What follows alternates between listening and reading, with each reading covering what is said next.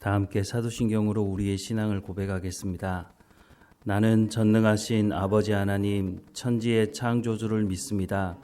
나는 그의 유일하신 아들 우리 주 예수 그리스도를 믿습니다.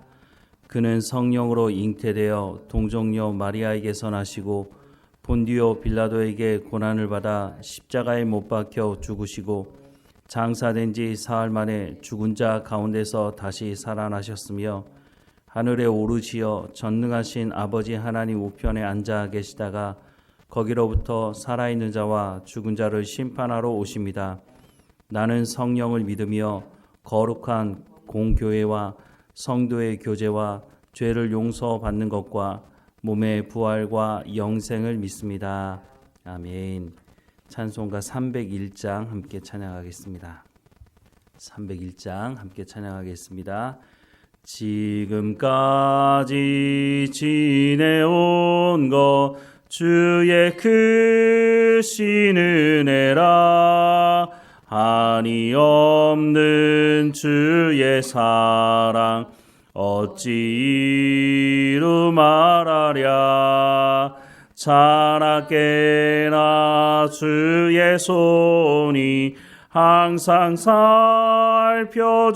살펴주시고 모든 일을 주 안에서 형통하게 하시네. 몸도 맘도 연약하나 새 힘 받아 살았네. 물 붓듯이 부시는 주의 은혜 족하다. 사랑 없는 거리에나 험한 산길에 맬 때 주의 손을 굳게 잡고 찬송하며 가리라. 주님 다시 배올 날이 날로 다가와 무거운 짐 주께 맡겨 벗을 날도 멀지 않네. 나를 위해 예비하신 고향 집에 돌아가 아버지의 품 안에서 영원토록 살리라. 아멘. 오늘 하나님께서 우리에게 주시는 말씀은 사도행전 14장 19절에서 28절까지 말씀입니다. 사도행전 14장 19절에서 28절까지 말씀 우리 함께 읽겠습니다. 유대인들이 안디옥과 이고니온에서 와서 무리를 충동하니 그들이 돌로 바울을 쳐서 죽은 줄로 알고 시외로 끌어내치니라. 제자들이 둘러섰을 때에 바울이 일어나 그 성에 들어갔다가 이튿날 바나바와 함께 더베로 가서 복음을 그 성에서 전하여 많은 사람을 제자로 삼고 루스드라와 이고니온과 안디옥으로 돌아가서 제자들의 마음을 굳게 하여 이 믿음에 머물러 있으라 권하고 또 우리가 하나님의 나라에 들어가려면 많은 환난을 겪어야 할 것이라 하고 각 교회에서 장로들을 택하여 금식 기도하며 그들이 믿는 주께 그들을 위탁하고 비시디아 가운데로 지나서 밤빌리아에 이르러 말씀을 버가에 전하고 아달리아로 내려가서 거기서 배 타고 안디옥에 이르니 이곳은 두 사도가 이룬 그 일을 위하여 전에 하나님의 은혜에 부탁하던 곳이라. 그들이 이르러 교회를 모아 하나님이 함께 행하신 이 모든 일과 이방인들에게 믿음의 문을 여신 것을 보고하고 제자들과 함께 오래 있으니라. 아멘. 복음이 전해지는 곳을 보면 항상 복음을 극렬하게 반대하는 사람들이 있는 것을 보게 됩니다. 우리 이 땅에도 복음이 들어올 때 순수하게 복음을 잘 받아들였습니까? 그러지 않았었죠. 많은 사람들이 순교의 피를 뿌리는 그 시간이 있었던 것을 우리가 알 수 있습니다. 단순히 복음을 그냥 거부하는 정도가 아니라 그 복음을 전하는 사람들을 잡아다가 죽이는 일까지 벌어지게 되었습니다. 왜 복음을 거부할까요? 복음의 내용이 무엇이길래 사람들은 그 복음을 받아들이지 않고 심지어는 복음을 전하는 사람들을 또 예수님을 믿는 사람들을 잡아 죽이는 일까지 행하게 됐을까요? 복음의 내용에 심각한 문제가 있어서 그럴까요? 복음의 내용을 보면 마가복음 10장 44절과 45절 말씀에 너희 중에 누구든지 으뜸이 되고자 하는 자는 모든 사람의 종이 되어야 하리라. 인자가 온 것은 섬김을 받으려 함이 아니라 도리어 섬기려 하고 자기 목숨을 많은 사람의 대속물로 주려 함이니라 라고 말씀하고 있습니다. 예수님께서 이 땅에 오신 것이 무엇인가 받아가기 위해서 그런 것이 아니라 자신을 내어주신다고 말씀을 하고 있습니다. 낮은 자리로 내려가서 다른 사람을 섬기는 것이 복음의 핵심이라고 말씀을 하고 있습니다. 또 예수님께서 요한복음 10장에서 이렇게 말씀하시는데요. 그러므로 예수께서 다시 이르시되 내가 진실로 진실로 너희에게 말하노니 나는 양의 문이라. 나보다 먼저 온 자는 다 절도요 강도니 양들이 듣지 아니하였느니라. 내가 문이니 누구든지 나로 말미암아 들어가면 구원을 받고 또 들어가며 나오며 꿀을 얻으리라. 도둑이 오는 것은 도둑질하고 죽이고 멸망시키려는 것뿐이요 내가 온 것은 양으로 생명을 얻게 하고 더 풍성히 얻게 하려는 것이라. 나는 선한 목자라.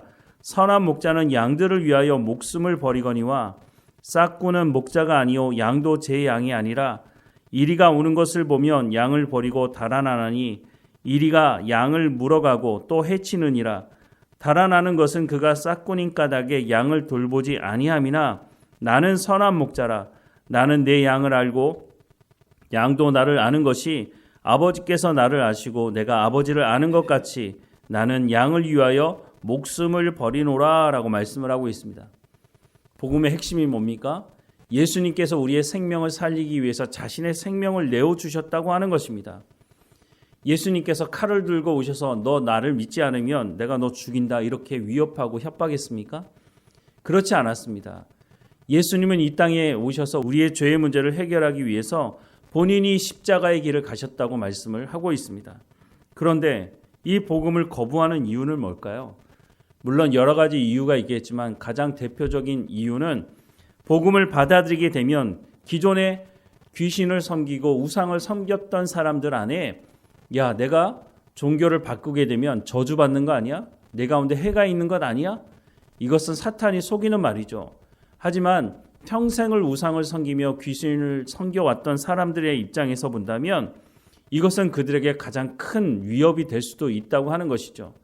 하지만 정말 그 사람들이 살아나는 길은 귀신을 섬기고 우상을 섬기는 길이 아니라 사탄의 그 거짓말에 속아 넘어가서 속임을 당하며 살아가는 것이 아니라 예수님을 받아들이고 예수님을 통해서 생명을 얻는 길이라고 하는 것입니다. 그런데 예수님을 받아들이기 전까지는 이들이 이것을 믿지 못하고 있는 것이죠. 평생 속아왔기 때문에 그것이 귀신이 말하는 것이 사탄이 말하는 것이 맞다고 생각을 하기 때문에 사실 복음을 받아들이기가 쉽지 않다고 하는 것입니다. 또 이와 연관되어서 중요한 이유가 한 가지 더 있는데 그것은 지금까지 자신들이 가지고 있던 그 기득권을 정치적이든지 재정적이든지 경제적이든지 그거 어떤 것이든지 간에 자신들이 가지고 있는 기득권을 잃어버리게 될까 봐 그래서 복음을 받아들이지 않는 중요한 이유가 있는 것입니다. 왜냐하면 복음이 낮은 자리에 처하며 섬기는 것이며 사람들이 하나님의 창조물이고 서로 가운데 평등하다는 것을 말하고 있기 때문인 것입니다. 그런데 보통 복음이 들어가는 곳을 보면 왕권이 있든지 권력을 가진 사람들은 자신이 가지고 있던 그 기득권을 놓치고 싶지 않기 때문에 복음을 전하는 사람들에 대해서 거부감을 느낄 수밖에 없다고 하는 것입니다. 바울이 복음을 전할 때 가장 앞장서서 복음을 방해했던 사람들이 누굽니까? 유대인들입니다. 유대인들이 왜 복음을 거부했을까요? 물론 예수님이 메시아라고 인정할 수는 없었을 것입니다. 왜냐하면 자신들의 손으로 메시아를 죽였기 때문에 그것을 인정하기 어려웠겠지만 더 중요한 것은 지금까지 자신들이 누려왔던 그 기득권을 놓치고 싶지 않은 겁니다. 자신들은 선택된 백성들이고 자신들만 구원받을 수 있다고 생각을 하고 믿고 살아왔는데 이방인들에게도 복음을 전하고 이방인들 중에서도 예수님을 믿으며 주께로 돌아오는 사람들이 있는데 그 예수가 메시아라고 인정할 수가 없다고 하는 것이었다고 하는 것입니다. 그런데 바울은 어느 곳에 가든지 예수님이 하나님의 아들이시고 예수 그리스도를 믿음으로 말미암아 구원받을 수 있는 것이지 우리가 유대인으로 태어나고 또는 유대교로 개종해서 할례를 받아야만 구원받을 수 있다고 말하는 그 유대인들과 충돌이 일어날 수밖에 없었다고 하는 것이죠. 그런데 단순히 유대인들이 바울을 거부하는 그 정도가 아니라 바울을 찾아와서 죽이려고 했다고 하는 것입니다. 오늘 보면 19절 말씀해 보면 유대인들이 안디옥과 이고니온에서 와서 무리를 충동하니 그들이 돌로 바울을 쳐서 죽은 줄로 알고 시외로 끌어 내치니라 라고 말씀을 하고 있습니다. 바울이 죽은 줄 알고 내칠 정도로 심하게 돌에 맞았다고 말씀을 하고 있습니다. 바울이 말한 것이 유대인들을 공격하라고 말했습니까? 예수가 하나님의 아들이시고 예수님을 믿어야 구원받는다고 말한 것뿐인데 유대인들은 저 먼 곳에서 바울을 찾아와서 사람들을 선동해서 돌로 쳐 죽이려고 했다고 하는 것입니다. 이런 유대인들을 보면 앞서 말씀을 드렸던 복음이 전해질 때 거부했던 사람들과 비슷한 모습을 가지고 있습니다. 물론 유대인들은 하나님을 잘 믿고 있다고 생각을 할 것입니다. 그런데 유대인들이 정말 하나님을 잘 믿고 있는 모습입니까? 출애굽 때 이스라엘 백성들이 광야에 나와서 금송아지 우상을 만들어 놓고 그것이 우리를 인도할 신이라고 말했던 것처럼 이 유대인들 안에는 여전히 똑같은 마음을 가지고 있는 것입니다. 자신들이 원하는 메시아가 와야만 그것을 메시아로 인정하겠다는 것이죠.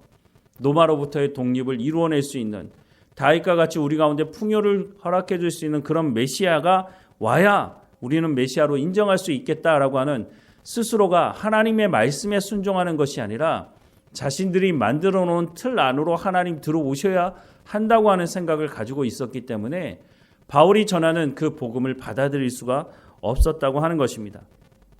그렇다고 해서 복음이 중단되었습니까? 바울 하나 죽인다고 복음이 중단되겠습니까? 그럴 수는 없다고 하는 것입니다. 사람이 죽고 사는 것은 하나님의 손에 달려있는 것입니다.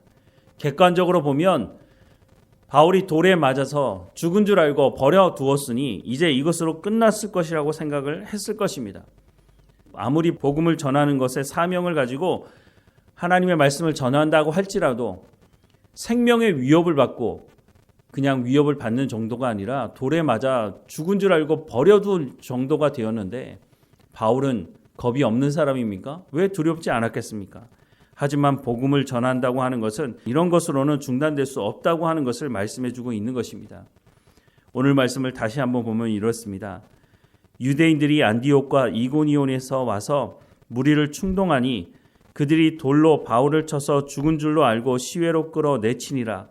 제자들이 둘러섰을 때에 바울이 일어나 그 성에 들어갔다가 이튿날 바나바와 함께 더베로 가서 복음을 그 성에서 전하여 많은 사람을 제자로 삼고 루스드라와 이고니온과 안디옥으로 돌아가서 제자들의 마음을 굳게 하여 이 믿음에 머물러 있으라 권하고 또 우리가 하나님의 나라에 들어가려면 많은 환난을 겪어야 할 것이라 하고 각 교회에서 장로들을 택하여 금식 기도하며 그들이 믿는 주께 그들을 위탁하고 비시디아 가운데로 지나서 밤빌리아에 이르러 말씀을 버가에 전하고 아달리아로 내려가서 거기서 배 타고 안디옥에 이르니 이곳은 두 사도가 이룬 그 일을 위하여 전에 하나님의 은혜에 부탁하던 곳이라.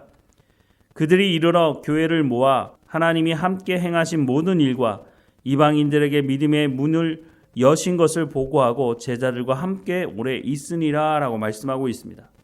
복음이 중단되었습니까? 복음이 중단되지 않았다고 말씀을 하고 있습니다. 과거에도 그랬고 오늘날도 앞으로도 마찬가지일 것입니다. 복음을 전하는 곳에는 복음을 반대하는 사람들이 있습니다. 그렇다고 해서 우리가 그런 위협과 그런 공격을 받는다고 해서 복음을 중단하게 된다면 우리가 사탄에게 속아 넘어가게 되는 것입니다. 사탄이 그 모든 것을 주관하는 것이 아니라 성령께서 모든 것을 주관하고 있다고 하는 것을 성경은 말씀해주고 있습니다. 복음을 거부하는 이유가 있겠죠. 하지만 분명한 것은 그들 가운데 복음을 받아들여야 되는 사람, 그들 가운데 하나님께서 선택한 사람들이 있다고 하는 것입니다. 그들이 복음을 받아들이고 난 이후에는 그 지역이 바뀌기 시작하게 될 것입니다. 사도 바울이 그것을 먼저 우리 가운데 본을 보여주고 있는 것입니다. 우리가 해야 되는 것은 그 위협을 두려워하는 것이 아니라 성령께서 우리를 이끌어 가시며 성령께서 말씀하게 하실 때에 담대하게 복음을 전하고 그들 가운데 복음을 받아들이는 사람들에게 하나님의 말씀을 그들에게 전하는 것이어야 할 것입니다. 그러면 그 이후에 일어나는 모든 일들도 성령께서 주관하시고 인도하실 것이라고 말씀해 주고 있다고 하는 것입니다. 복음이 점점 확장되어져 가고 있는 모습을 오늘 본문도 말씀해 주고 있습니다. 우리가 삶을 살아가는 현장에서 우리 가운데 맡겨주신 이 사명을 우리가 온전히 감당하고 복음을 온전히 증거하는 우리의 삶이 되기를 주님의 이름으로 축원합니다. 기도하겠습니다. 사랑하는 하나님, 바울이 성령의 부르심을 받아서 하나님의 말씀을 전하고 있는데 복음을 방해하는 사람들이 있습니다.